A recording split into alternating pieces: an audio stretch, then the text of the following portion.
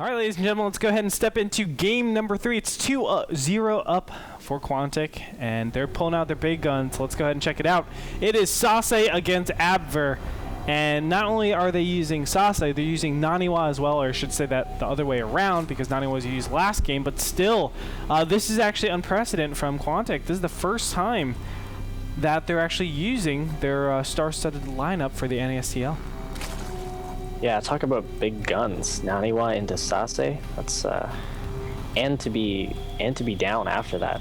That's something. Huge props to the radical online extremists for that one. Oh, I believe that's what they're called. Is that correct? Yeah, they've been around forever too. I've known them since the StarCraft Brood War days. But let's go ahead and introduce our players. We have Sase in the top left-hand corner as the purple Protoss. Bottom right-hand corner we have Abver, hailing from Team Rox.Kis, and thankfully he is a Zerg. Of course, a lot of Rox.Kis is a Zerg, but you know, I get to stretch the viewers' minds with showcasing your skill set right now, FireZerg. So tell me a little bit about this. I don't know if you have too much experience on Ahuana because it's not really a ladder map, but you know, what do you think of ZVP on this map in particular? Well, you can almost guarantee that your opponent's going to be going for a Forge Expand on this map, and so you can plan accordingly. Often you'll see pool, no gas, expand. The last time I cast on this map, though, like, Zerg went ahead and did the exact opposite, so I will suspend judgment until I see a little bit more. That's what you'd expect, though. Right off the bat, though, I like this Abver guy. Taking a glance at his Liquipedia, not only does he play Zerg, but apparently after the game came out, he played a random for a while, messed around with all the races, and chose Zerg as the best race in the game. Wow, what a terrible life decision. Manliest race. No. Terrible. No. Come on, man. How mad are you right now? How mad? How mad? Oh, by the way, who won the esports dollars? I did. The last one. I did. You did? Of course. You owe me $1. Well, wait, no. You were. I bet on the 4-gate happening. I thought you bet on double 4-gate. Nope. No? Nope. Oh, you bet on a 4-gate? Just one of the two players until they're in 4-gate. You owe me $1. How mad? All right, let's talk a little bit about this because we do have a 4-Trask expand. You are absolutely right by Sase. Zerg is probably going to double expand. This is something we see a lot of times. There's going to be one expansion, and then maybe a good 30 seconds later, there's going to be another expansion. Normally we see that around the 4 minutes, 30-second mark. And we have no indication of gas, so we're almost expecting that at this point, right? Yes. Third base before any gas even goes up, that sort of thing. And this turn going out here, I believe that is third hatchery. He's late. He's late. He's late. He has 300 minerals already. Oh my gosh. This is an extra 10 seconds you could have had. That's an extra larva right there. Boom. Headshot. Yeah. That's one of those things about playing on maps here, like you mentioned, it's not a ladder map. If you're not necessarily familiar with the time it takes for a drone to get from your main to your third, those are little slip-ups you're going to have. Yep. It's just unfortunate. Slash agree. Now Sase is going for double gas directly after this, not a single gas. Sometimes, very rarely, we do see a single gas, and that is put down for just that cybernetic score. You can get the warp gate, and you can do a little bit of pressure off of 4 gateways, but obviously we're not going to see that at all. Sase is just going to put down double gas. He has no upgrades going on just yet. Normally we do see +1 if it is some sort of early gateway harass, but that's not going to happen. Actually, warp gate and +1 start at the same time. So look at that. He's actually going for that. Just as I say he's not doing it, he's doing it. Thank you, Sase. You make me look silly. Gotta love that. No, Gretorp, can you give me a chance to win back my esports dollars here? What can we bet on in this game? Let me think. What to bet on? How about the time Protoss takes their third base? Okay, I'll say he takes it before 12 minutes. Let's just go with that. Before 12 minutes? Yeah, all right, 12. I'll give you 4-1 on that. Okay, all right. So you win $4. But if it's after the 12 minutes, because I don't think he'll be expanding that early. I'm okay. All right. Well, why do you think he'll be expanding before 12 minutes? Let's talk about that now. Boom. Well, you know, you gotta you got to go big, man. If I just say, oh, he might expand at some point, then I might win an esports dollar. But I've seen Protoss, there's been a trend recently where you get up this, and here we see it, the warp prism. You get up a warp prism and you apply some harassment pressure while expanding quite quickly. And I believe that the architecture of this map allows for that. Son of a This third is kind of nice and nestled back in the corner here. Yeah. You know, normally there's a big style in PvZ where you actually go for very fast Colossus, and I'm actually not too familiar with this. You know, the first unit coming out of this is actually a Warp Prism. I'm not familiar with this at all. I know for certain that Sase is actually very susceptible at this point to some sort of Roach All-In. Yeah, he hasn't even scouted his opponent, so Roach All-Ins would be very applicable. So I was thinking that it was going to be some sort of Colossus play, seeing at how fast this robotic facility was up. And really nice, well, sort of nice for Aver. He actually sees this one robotics facility, and he's probably inclined to think there is some sort of Colossus tech that will be coming out, because that's the absolute standard. But in fact, it will be this this War Prism type of harass. Yeah, we see the 3 zealots making their way on down to the third. Those are not going to be successful in their mission, running back home right now. But the warp prism goes into phasing mode, I believe it's called. And there's 3 stalkers in the main. Yep. Interesting, stalkers. They're going to do a lot of damage. Zealots. And, you know, I like the stalker choice, actually, because it actually, like, guarantees that you're going to pick off this one queen, I think. With the zealots, it does not. And then he can just pick up very easily. He can micro pretty nicely. Actually loses 1 stalker, TT. But, he's going to warp phasing mode again. Maybe not. Okay. Don't know what he's doing. Okay, there you go. And he might lose his Warp Prism. Oh, that was close. Yeah, it doesn't quite get the Warp Prism. I think that's second. Sorry, go ahead. No. Obviously, I think that's a failed attack. Now, Sase is massing up in just Gateway units and Immortals right now. And, you know, it kind of sucks for him because he's in a position where he doesn't really have that AoE type of damage. He's had to undercut sentries so harshly in this beginning phase for his upgrades, for things like, you know, obviously his Robotech and things like that, his Stalkers, his Immortals, just to deal with some sort of pressure that could be, since he saw Roaches. So he is in a position where he doesn't have the capability of actually going to that AoE type of damage, which are the Colossus, which are the High Templars, things like that, more so normally Colossus. And it will be quite hard for him, I think, to take a lot of position. But look at this. Oh my god. Are you going to win 12? Son of a bitch. Wow, look at that. Oh, wow. That's a bold move, sir. It's a bold move. Thank you. Paid off in congratulations, you are still down $3 esports dollars though. Well, I'll get that back. Don't worry. I gave you really good odds to that too. Son of a b. You did. I gave you amazing now, odds. I gotta be honest with you. That Warp Prism, I was expecting that to go to the ramp. Just beeline to the ramp and do my least favorite. Oh, some stalkers getting picked off. That's unfortunate for a Protoss player. Sorry, but I was expecting that Warp Prism to go right for the ramp and do my least favorite thing in the world, which is drop some sentries, force field the ramp, and just the main. Or, excuse me. Yeah. Mess up the main with whatever units you like. Well, there is a muted transition. I saw the Spire in the production tab, but I forgot to mention it. But this muted transition is going to be so harsh. Not anymore. Sase is going to hate this. Blink is almost researched, but he's in a position where his army composition isn't actually set up for some sort of muta play. And these mutas, actually, just the Zerglings over here on the right-hand side with the Roaches are doing plenty of damage. Now, I love the mind games that Aver actually did in this particular game. I do want to talk about that after this battle. We can see some of these Roaches are going to be completely donut surrounded, but they will be taken out. Meanwhile, there are mutas in the main taking out a lot of probes, and these mutas are plentiful in number. Stalkers are going to get over here, but are they going to be enough to back them out? Yes, they are. Still, I love Aver's situation right here, but let's talk a little bit about the mind games that went on with the Zergling Roaches, and I'm sure you can actually expound upon it. Talk a little about the Zergling Roach kind of like fake out into the mutas, the muta transition. I mean, talk about its, you know, why it's so strong and why he was able to do that without Sase really being able to apply any pressure. You know, you could call it a mind game. It's one way of looking at it, certainly. I would almost say it's a necessity. If you are making a bunch of roaches, the Protoss player can always just say, well, you're making a bunch of roaches, you're filling up your supply with these roaches, I will take a third, I'll have blink, I'll have force fields, I'll have immortals, and you can't touch me, and then eventually I'm going to do a push that you can't deal with. So by necessity, the Zerg has to come up with some sort of answer to that style of play. Abver knows the architecture of the map. Perhaps he scouted this third going down, or just knew that it was going to happen early. Or sorry, hold that thought. That was a big invasion coming into the third again. Mutas and Lings. Great force fields go down.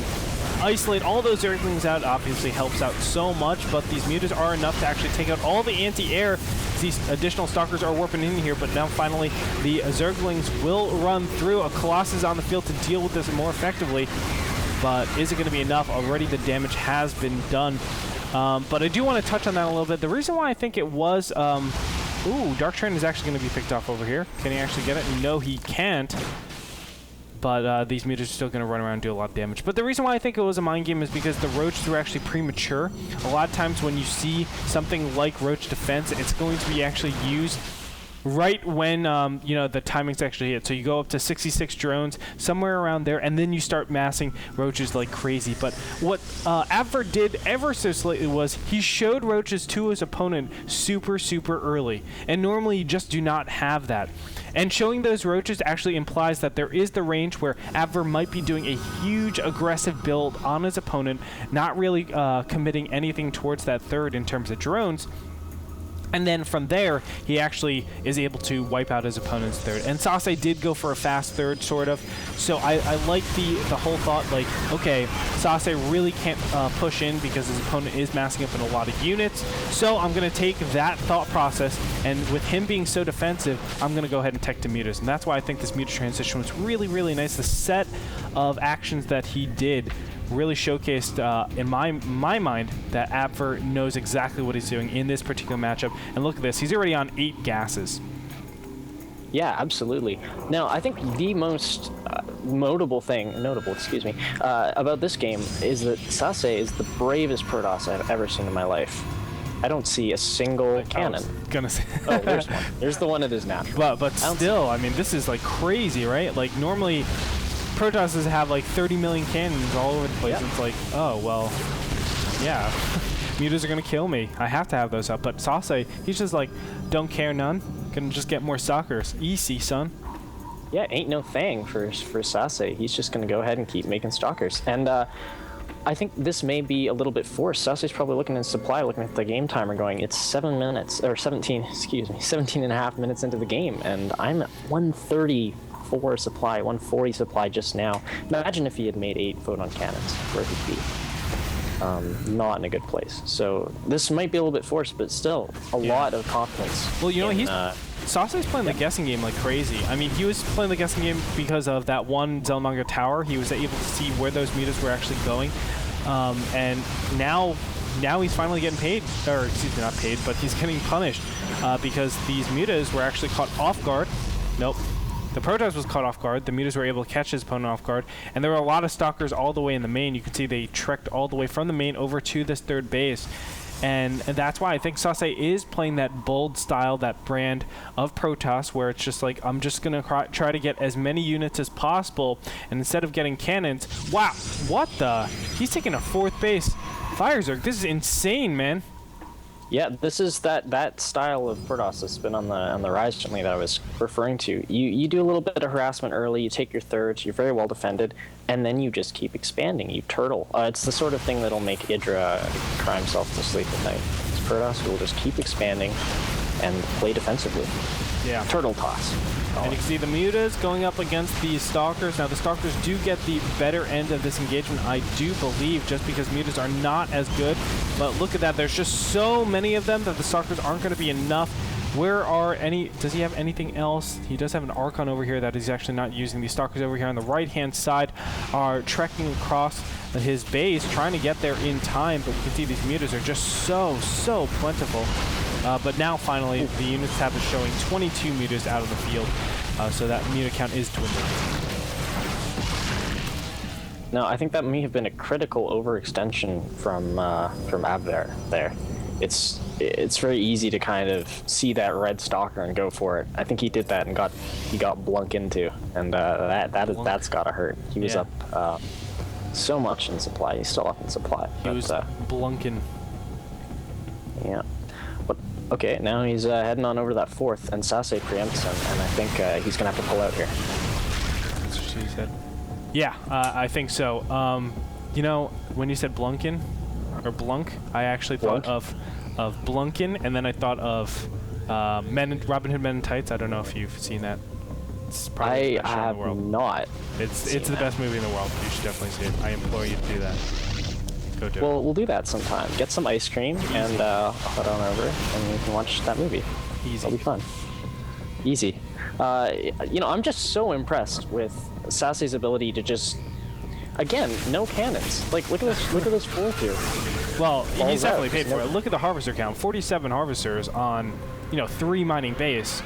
That's awful right now. And of course, it's not. I'm not saying Sase is bad by any means.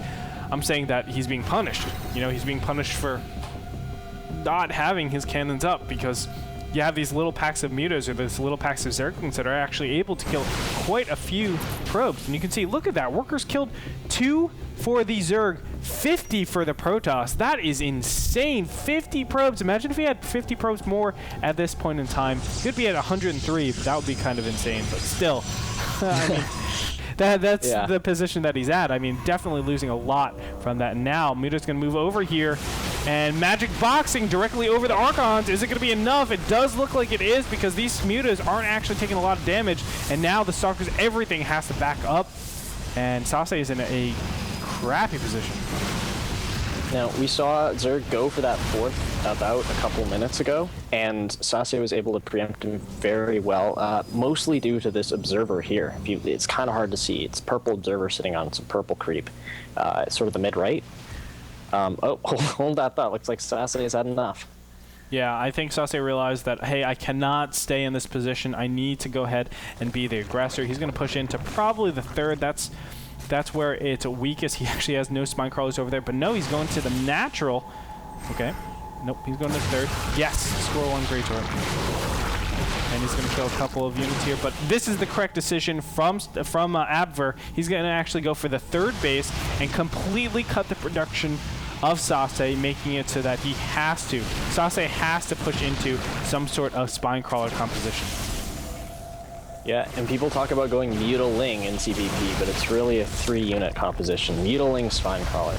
And we see the spine crawlers really coming to prominence here. Yep, and look at this. He's actually going to swing into the natural, take out this Nexus as well. Don't worry, there's that one cannon, though. No, I want something. Oh, yeah. Ain't gonna do no thing. Sase down to 117 supply at this point, and just rapidly losing more and more. He did lose the mid right over here, so Abver in a commanding lead this game around. Just way too many mutas. And I think if there's any engagement, it's 49 mutas. Unless he groups everything up and moved commands directly on top of the Archon, I highly doubt there's any way to actually kill all of these mutas. Yeah, very, very well played game from Abver. A few tiny slip-ups with mutas, getting a little bit, overcoming a tiny little bit.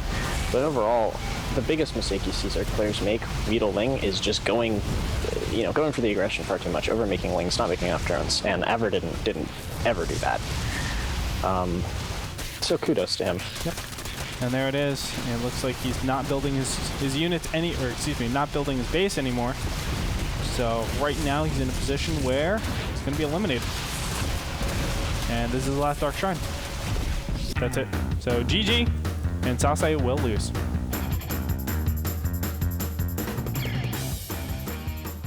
All right, FireZerg, break it down for me. Tell me the power of the Mutaling. Obviously, we talked a little about that transition going from Zergling Roach into Muta. I really think that it was a beautifully well-executed mind game by Abver. But even after that, I mean, what could have the Protoss done there to actually deal with? Was it just the cannons like we were talking about, or was it something else? Was it stock positioning? Was it his inability to actually attack? He should have maybe attacked earlier. Tell me about it. Well, I believe there was one point in that game. You always want to look for that one key tipping point in your game. For the Protoss, there was just one moment where he was caught a little bit out of position. He had, I believe it was an Immortal, 3 or 4 sentries, 4 or 5 stalkers sitting at the choke of his natural with a third warping in. And there was just a tiny contingent of Ling Roach that was just able to walk up, take out all the cannons, and just screw around with his third. And then you see him sort of react to that and go, oh, gosh, and walk his units down the ramp. By that time, though, he's got to the bottom, and that tiny group of units has done a lot of damage, enough damage, in my opinion, to put Sase on the back foot for the rest of the game. Naver just did not let go of his dominant position after that point. I do want to mention that the fast Warp Prism I thought was really out of place. I mean, when you go that fast Warp Prism, you basically give it away that you are going some sort of robo type of play, and it's very hard to have those pre-12-minute timing pushes against the Zerg opponent when obviously, you know, you've been nerfed so much. I mean, that robo and getting the Warp Prism and losing those stalkers is pretty substantial. So not having that timing push built into your build was definitely one of the toughest things, and I felt like Avar was able to drone up freely, and whenever you let the Zerg just execute their macro mechanics like that, it's a disaster. It's a disaster. I mean, Protoss hate that. So kind of a weird build, I think, coming out from Sase. Definitely the fast Warp Prism. I haven't had a lot of experience with it, but, you know, I think overall, I don't want to take it from Adver. He definitely played a great game this time around, and he showed that he is really, really good. I'm actually going to look forward to him in all the coming events, whether it be NASL, NASTL, everything, because he was very impressive. Yeah, that's why Zerg's the sexiest race. Okay. Anyway, we're going to move on, ladies and gentlemen. It's going to be game number 4 between Rox.Kis and Team Quantic. Join us. We'll be back after this break.